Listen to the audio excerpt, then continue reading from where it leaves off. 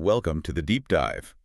If you're involved in scaling a company or, even just trying to keep your team together when turnover is high, you already know this. The market. It's just completely different now. It really is. We are squarely in the age of the candidate. That's absolutely right. I mean, all the research we've pulled together for this points to the same thing. Candidates are, well, they're incredibly informed, they're very selective, and honestly, they're the ones dictating the terms. So they're choosing us, not the other way around. Exactly. Just, posting a job description and waiting for the applications to roll in. That's not a strategy anymore. It's really a recipe for falling behind. Okay, so if the challenge is getting that top talent to pick us over all the other options out there, then the solution has to be something proactive, something irresistible. To overcome these hurdles, to make sure you're hiring the right people at the right time, you need a strategic, robust recruitment marketing action plan. It's essential. And that's what we're here to talk about. Precisely. That plan is the framework that helps you attract, nurture, and then, convert that talent effectively. So our mission today is to unpack the 7 key steps for building out this strategy. We're talking about the whole structure, from setting the initial goals all the way to measuring if any of it is actually working. Exactly. Okay, let's jump in. We're starting at the foundation with something that seems obvious, but I think the planning is more sophisticated than it looks. Step 1, defining your goals. Right. And the big picture mission for any recruitment is, of course, to build an efficient team, one that, reinforces the company culture. Sure. But the goal of the marketing plan itself has to be way more granular than that. It needs to be measured against the SMART framework. Specific, measurable, achievable, realistic, and timely.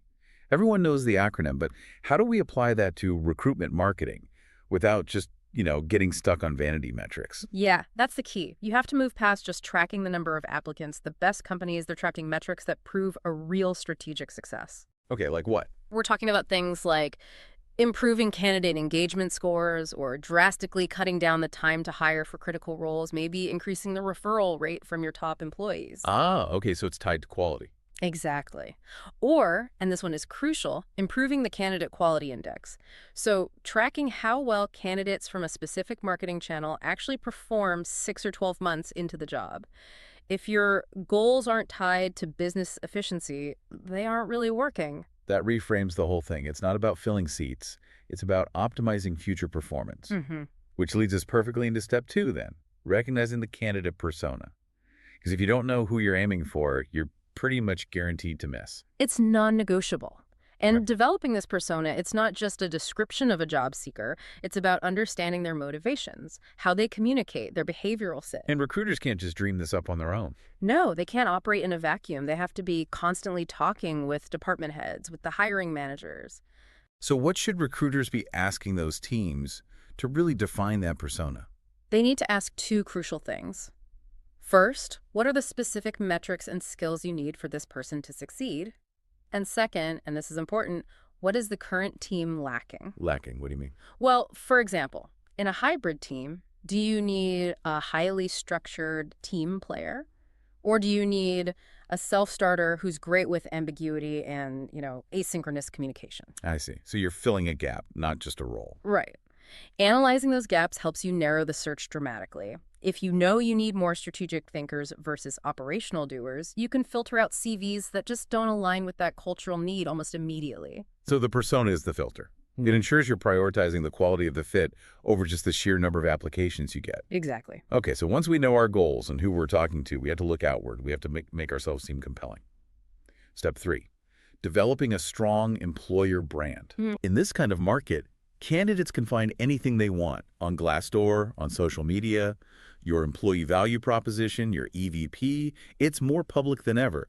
Why should they choose you? And that EVP is everything. It's the promise you make to your employees, and it is the single most important tool you have for attracting top talent. But just saying, we have a great culture that's not enough anymore, is it? Not at all. It doesn't cut it. You have to nurture that culture and then showcase it authentically. So give us some modern, actionable ways to do that, something that goes beyond the generic About Us page. It really comes down to transparency and showing real value.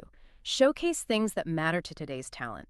Guarantees around flexibility, robust mental health support programs, a real commitment to individual career paths. What about salary transparency? Even salary band transparency where it's feasible, yes. Sharing specific stories about employee success or community projects builds a much stronger brand than just listing perks. And this all has to be powered by technology, I assume. Well, this is where step 3 transitions directly into step 4, using technology to cultivate your talent supply. The source material is very clear on this. You have to embrace technology to speed up the process and, critically, to improve the candidate experience. Speed and ease. When candidates have multiple offers on the table, that seems paramount. So how do we reduce the friction in the application process? You have to respect their time. The strategy is things like using shorter applications, leveraging pre-filled forms from their profiles, even using tools like text messaging for quick, personal updates on interviews. And this is where AI comes in, right? But beyond just simple automation. Yes, and we need to get specific. We know AI can automate manual tasks, but, for instance, generative AI can create consistent first drafts of job descriptions based on performance data. Automated scheduling tools can just eliminate that administrative drag. But what's the real strategic gain from that? If AI is handling the admin, what is the human recruiter doing with all that extra time? They're building relationships, they're doing critical assessments. The recruiter is finally freed up to do the truly strategic work, deep relationship management, offering a personalized journey, and really focusing on that culture screening. So AI handles the volume, the recruiter handles the high-touch conversion. You got it. AI handles speed, the recruiter focuses on quality and connection. That seamless journey you mentioned brings us to step 5. Considering the role of social media, this isn't optional anymore, is it? It's a primary channel for talent attraction. And you have to be specific about it. If you're sourcing, say, highly technical, passive candidates like specialized developers, LinkedIn is still the professional default. You're using it for targeted outreach. Okay, but what about other platforms? The ones we usually think of for brand awareness, like Instagram or Facebook. How do we use those for recruiting? Those are perfect for building community and boosting that brand awareness. You do that by sharing useful, high-quality content that reinforces your EVP. So fewer job ads, more storytelling? Exactly. Think employee spotlights, behind the scenes looks at cool projects, highlighting professional development. And the key takeaway here is to centralize it. Build a dedicated career page or hub on social media so candidates have one place to stay updated and apply directly. You want to cut out the extra clicks. Right. Now, after we've covered all these external channels, we have to look inward for step 6, focusing on building the internal talent pool. This is so often the fastest and highest quality source of talent you have. That just makes perfect sense. I mean, you already have their performance data, you know, their work ethic, and they're already part of the culture. Right. So what are the best practices for really enhancing that internal pipeline? It requires management to think about the employee's time at the company as a career path, not just a series of tasks. Yeah. And it starts early.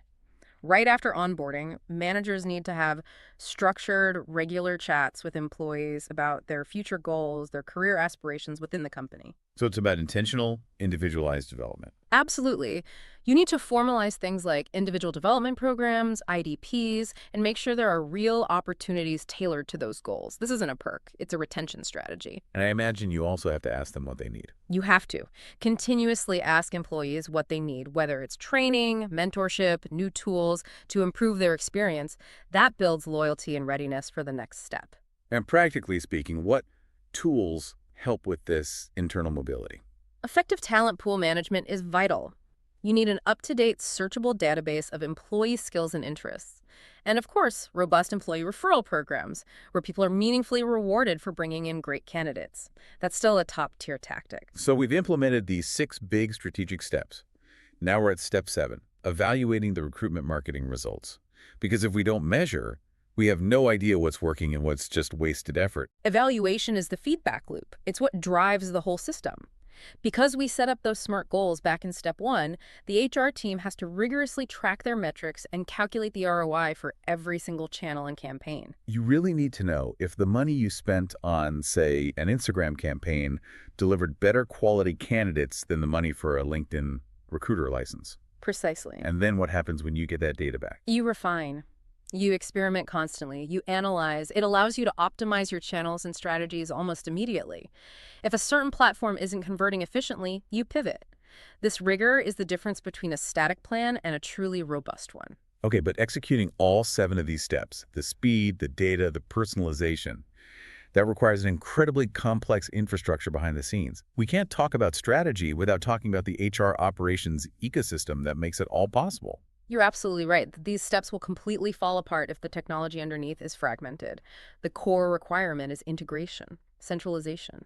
The tech stack has to work as one cohesive unit. Okay, so let's break that down.